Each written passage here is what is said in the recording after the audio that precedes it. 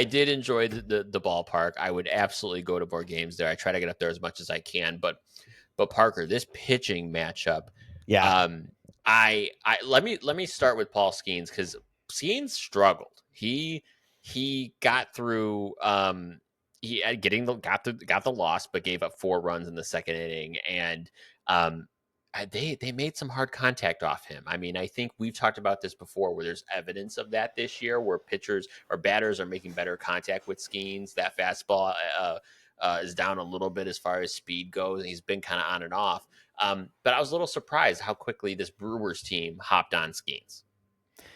Interestingly enough, and this is a random stat that I picked up from the Baseball's Dead podcast, Dallas Braden was bringing it up on the show. He mentioned that this second inning, he gave up more runs in that second inning than he had in any other second inning in every start previous combined. And like, that's one of those baseball stats. It's like on Tuesdays when the sun is halfway up and down.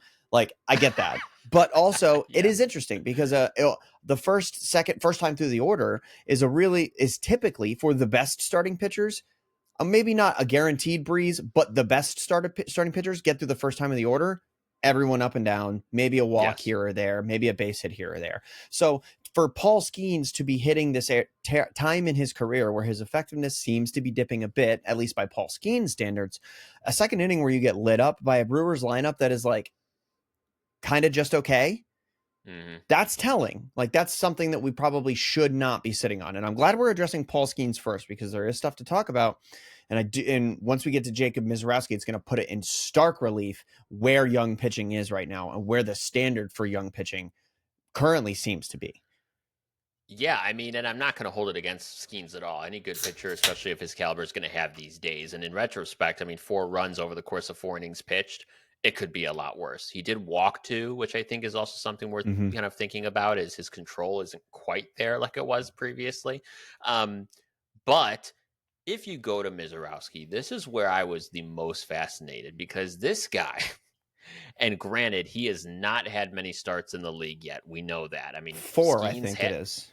Right. And so Skenes had the advantage last year, right, of being the new kid on the block. People are updating their scouting reports. Every pitcher or player goes through that in their first year. So Misorowski, 5 innings pitched on Wednesday, only 2 walks, 8 Ks. I mean, he had people looking silly on swings. And I was just like, my eye was drawn to watching how the batters reacted to his pitches. They just looked lost. Yeah, so Jacob Misorowski is, and it was so funny too because we brought him up like a couple weeks ago, right before he made his big league debut. I threw it in the rundown like literally 30 minutes before showtime, and I was like, "This guy, I played with him in MLB The Show. I think he's going to be really good." And the show test, always effective. Like, holy shit, this guy has been really good. In his first 4 starts, he's given up 4 runs, 3 runs, something like that. Something ridiculous, something incredible. And it's the first time this has happened since like integration, or like the second time it's happened since integration or something like that. It's crazy. Like these are very, very, very good numbers for somebody just starting his career. And it's not just happening as a fluke. And I know that stuff like this doesn't typically happen as a fluke, but the underlying stuff about his game is actually stuff that gives me hope that this might be something that we get used to seeing actually for years to come from this guy, because Jacob Misorowski is not just pitching well. He's dotting 100 miles an hour on the black, like habitually. And he's also painting his slider on the black, like every time he throws it. And when you establish the ability to throw those breaking balls for strikes, it's like, now I can't sit fastball anymore because he's going to just place his slider in the bottom left corner of the zone, and I'm going to be absolutely lost if he does that. So when you show the level of just maturity, really, that this guy has shown already in his first 4 big league starts, this is a guy that profiles to be like, is this the second coming of Jacob deGrom?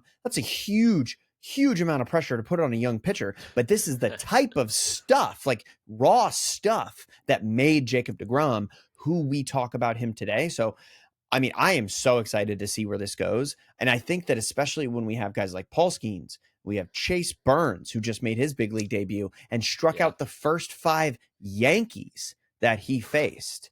Like, we are looking at an advent of incredibly good young pitching that I don't know that we've seen. Maybe we didn't recognize it last time we saw it. We had like a Verlander, Kershaw, and the advent of that like group of pitching. But right now, between guys like Skenes, potentially Chase Burns, Hunter Green, Garrett Crochet, uh, Jacob Misorowski, like we have so many young, dominant, power starting pitchers that I am so excited to see just throughout the rest of their careers.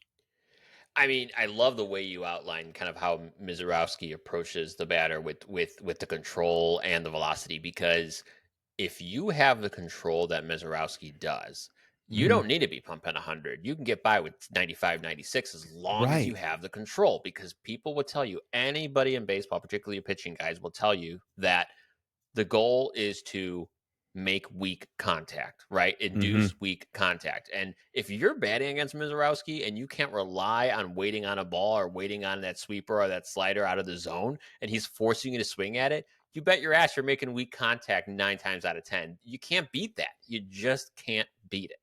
No, and if you look at the recipe for success that currently exists, I'm going to go to the American League because it's what I'm more familiar with. But right now, if the season ended today, it would be a very close vote between Tarek Skubal and Garrett Crochet for the American League Cy Young Award. And Mm, Tarek Skubal has seen this success now for 2 consecutive seasons and saw a lot of success. By the way, go watch my Tarek Skubal video. He saw a lot of success throughout his injury riddled first couple seasons of his career. And the yeah. reason that he's seen this much success is because not only is he pumping 103, but he doesn't walk anybody. He fills up the zone. And Mm, the reason that is such an important recipe is because the margin of error for a guy who throws really hard with a lack of control is very small. Because if you just so happen to throw a ball that is a wasted pitch, a wasted bullet, you're causing more damage to your body, and you're also closer to walking people. And traditionally, guys who throw that hard do tend to walk a lot more people. See yeah. Aroldis Chapman. But then when you see guys who have a lot of control, guys who throw like a 94, 95 mile per hour fastball, but are still able to fill up the zone, the margin for error of them is, am I hitting a ball's width from the corner of the plate, or did I slip just a half a baseball's width and now it's over the middle of the plate, and now Vladimir Guerrero Jr. is banging it off the wall for a double? That's the margin for error for them. Again, a very small Yes. margin of error.